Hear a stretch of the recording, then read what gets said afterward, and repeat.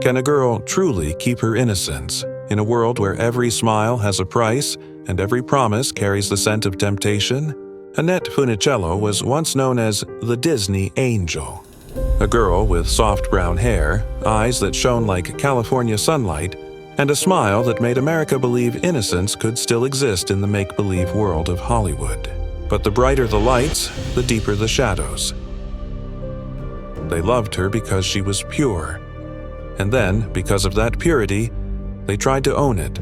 Producers wanted her to shed the wholesome Disney image and become something else, a seductive icon, a marketable fantasy wrapped in a smile. Every compliment was a velvet trap, beautiful but suffocating. Some whispered that behind the cameras came private offers, the kind that tested more than just ambition. Yet Annette never surrendered.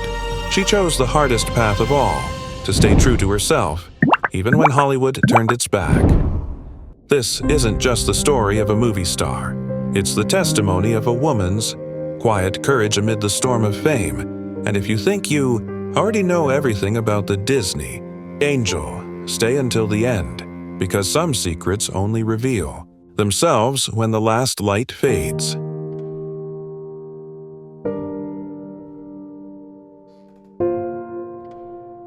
Golden. Light spilled across the stage, drifting softly like a dream. A young girl stepped forward, brown hair cascading over her shoulders, eyes gleaming like the first rays of morning. She smiled, and the room erupted in applause.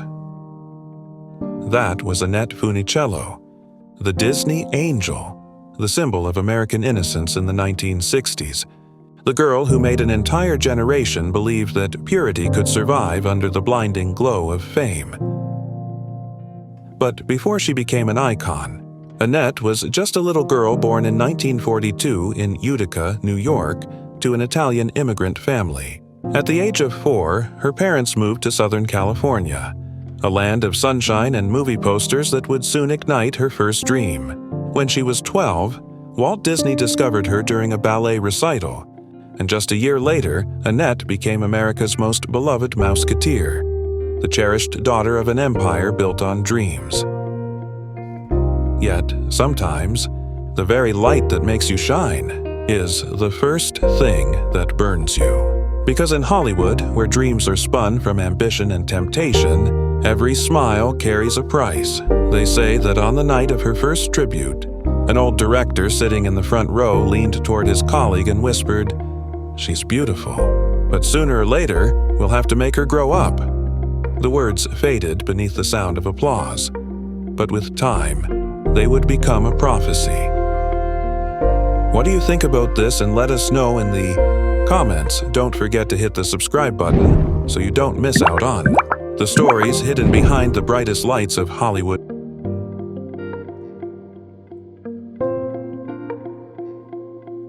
Early 1964, Hollywood was burning with beach, party fever, those sun-drenched films filled with bronze skin, surfboards, and bikinis that got shorter with every season. In the midst of it all, Annette Funicello was the unchallenged goddess, the Disney girl whose innocence made audiences believe that summer could last forever. Then, a new script landed on her desk, a leading role, alluring, daring, more grown-up. On page 3, it read, "Two-piece bikini, dancing in the sand. Camera pans slowly along the body." The conference room fell silent. Annette quietly closed the script, looked up, and said calmly, "I'm Annette Funicello, not a sex symbol." The words cut through the air like a blade. She stood, gathered her things, and walked out, leaving behind a room full of half-smiles and quiet contempt. Rumors later claimed that just days after, her name was erased from the studio's promotion list. Another actress was chosen. Overnight, the Disney darling became the difficult one. Some tabloids wrote that she refused to grow up, but the truth was far simpler. Annette was choosing to protect the last pure part of herself, in a Hollywood that had begun teaching women to sell dreams through their skin.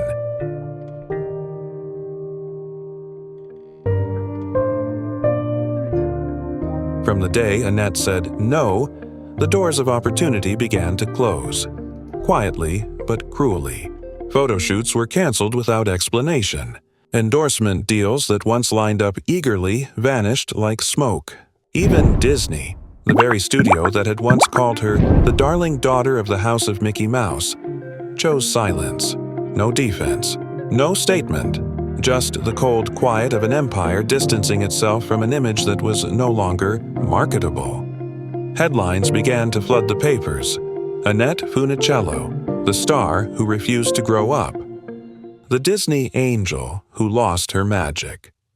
But she didn't react. No anger, no bitterness.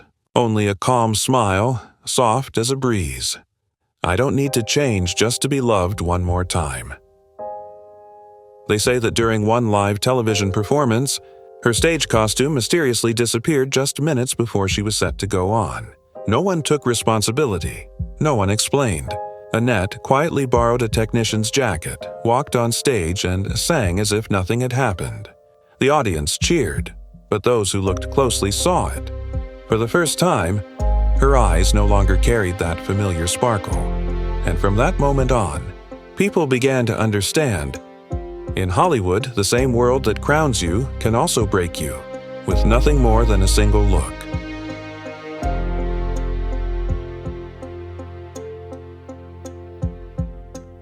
When the Hollywood lights finally dimmed behind her, Annette Funicello chose a different path. Quieter, truer. She walked away from the glittering beaches and the whispered invitations, to return to the very thing that first brought her into the world's spotlight, her voice. Pineapple Princess, Oh Dio Mio, Tall Paul. Sweet, youthful songs that reminded listeners of the Disney girl she once was, yet now more mature, gentle, and at peace. Annette devoted her time to charity work, especially for children and people with disabilities. No scandals, no gossip.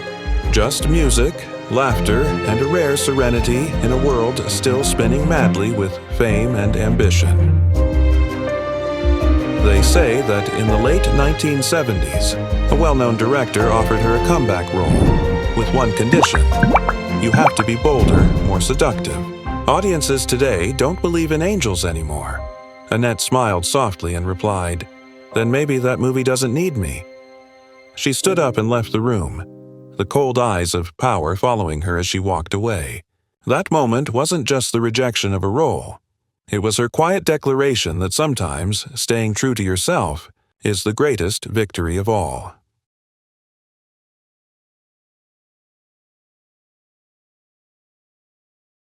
The summer of 1960, the Malibu sun blazed as if nothing in the world could go wrong.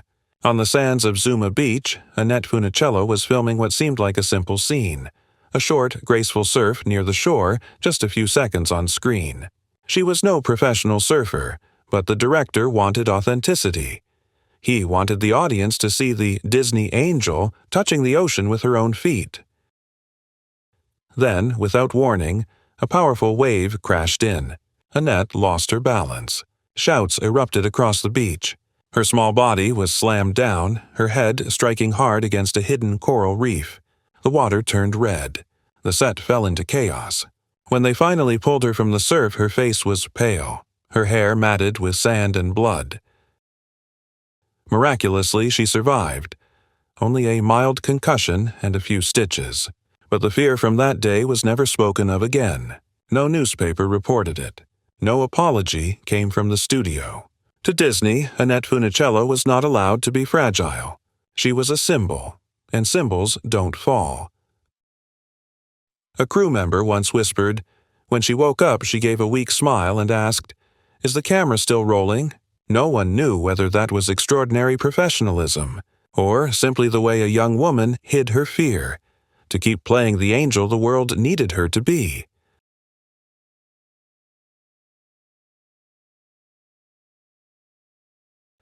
At the height of her fame, when Annette Funicello's name lit up every marquee, she received a special invitation, a private dinner with one of the most powerful producers in Hollywood.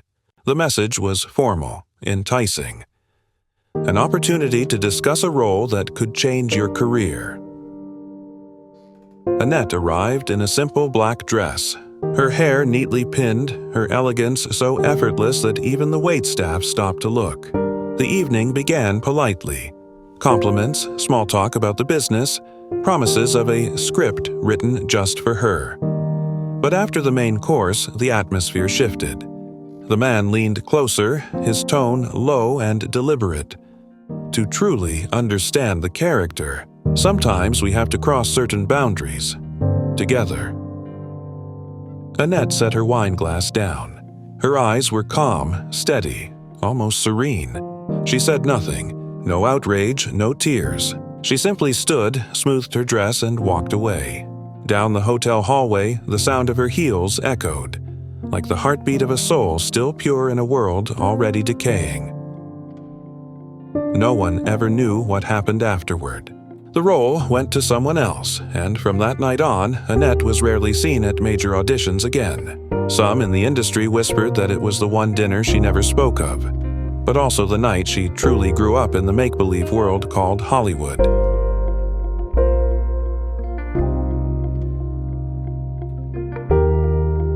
As Hollywood's spotlight began to fade behind her, Annette Funicello accepted a film project off the coast of California, a production that was meant to mark her transformation from the Disney angel into a mature actress. The set was on a small, isolated island, cut off from the world, surrounded only by wind, waves, and a few dozen crew members enduring a grueling shoot that stretched for months. It was there that she met him, the film's producer, a seasoned man, married, respected throughout the industry for his talent and power. At first, their conversations were strictly professional, but as the days passed, their talks grew longer and more personal. Under the silver moonlight reflecting off the water, they spoke about loneliness, the price of fame, the emptiness that follows applause. Rumors later claimed they fell in love, a quiet, fragile romance that existed only between the sea and the wind. No one knew who made the first move. All that was certain was that a few behind-the-scenes photos of them laughing together on the beach somehow leaked. The press seized them, turning whispers into headlines. A few months later, the man filed for divorce. Annette remained silent. No denials, no defenses, only silence, as if that love, right or wrong, had never belonged to this world at all.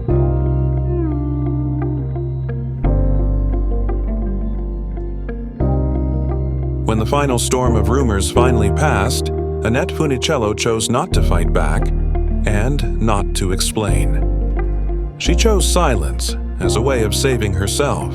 In a world where every word could be twisted, silence was sometimes the most powerful voice of all. She married, had children, and disappeared from the spotlight for years.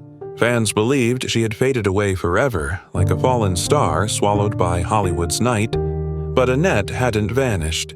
She was simply learning how to live truthfully, behind the image the world had created for her. Then, in the mid-1980s, she returned, not to chase fame but to say a proper goodbye. Back to the Beach marked her reunion with Frankie Avalon, the other half of America's youthful dream. It wasn't sexy. It wasn't shocking. It wasn't desperate to be young again.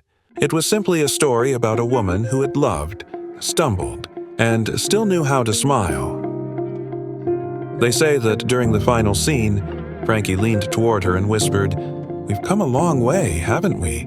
Annette just smiled, a gentle, warm smile, as if she had finally reclaimed the one thing Hollywood had once tried to take from her dignity and her peace.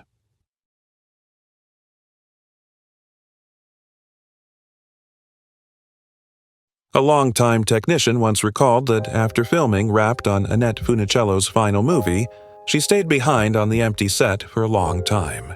When everyone else had gone, she took out a small sheet of paper, wrote a few lines, folded it carefully, and placed it into an envelope marked with her own name.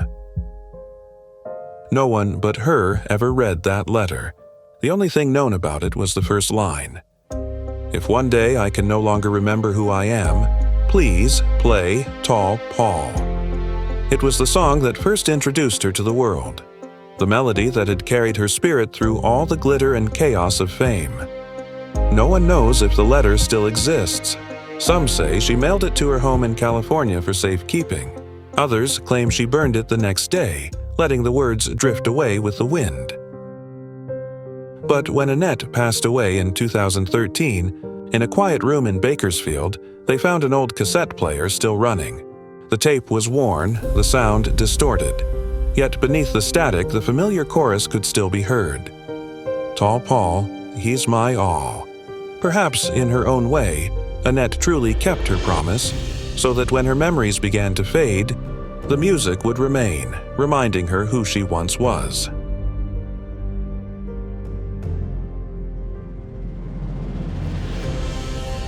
In 1992, when many stars of her era chose to fade quietly from the spotlight, Annette Funicello stepped back into it, not to perform, but to tell the truth.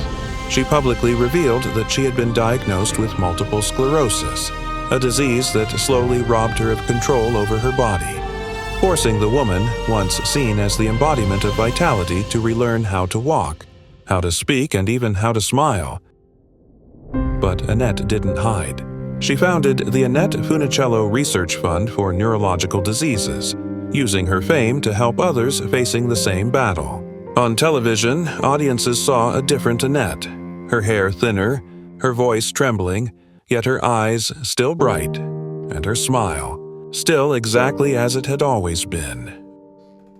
Crew members recalled that before each taping, she would quietly tell them, "Let them see the real me. I don't need perfect lighting." And so, on screen, the world no longer saw the flawless Disney girl, but a brave woman confronting her fate with the same grace that once made millions love her. All of America was moved. The image of the Disney angel returned, not to make people dream, but to remind them that sometimes true strength isn't found in the spotlight, but in the way we smile when the darkness begins to fall.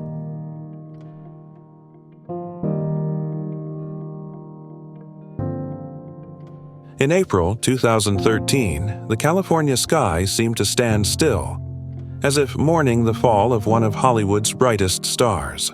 Annette Funicello, the Disney angel, the symbol of America's youth, passed away in the arms of her family after more than 2 decades of battling the disease that had taken her legs, her voice and the body the world once adored. But there was one thing it could never touch: her smile. The press called her the woman who reminded the world that innocence is a form of courage. The phrase spread across America, inspiring thousands to send letters to her foundation. Longtime fans wrote that they still carried Annette's photo in their wallets, from the 1960s all the way to now, as a piece of memory that time could never erase. It's said that on the night before she passed, Annette gently held her husband's hand and whispered, her voice weak but clear enough for everyone to hear, "Tell them I lived as myself." Perhaps that was the most beautiful farewell Hollywood had ever heard. Not about fame nor glory, but about freedom. Because throughout her life, amid the applause and temptation, Annette Funicello never lost the truest friend she ever had, herself.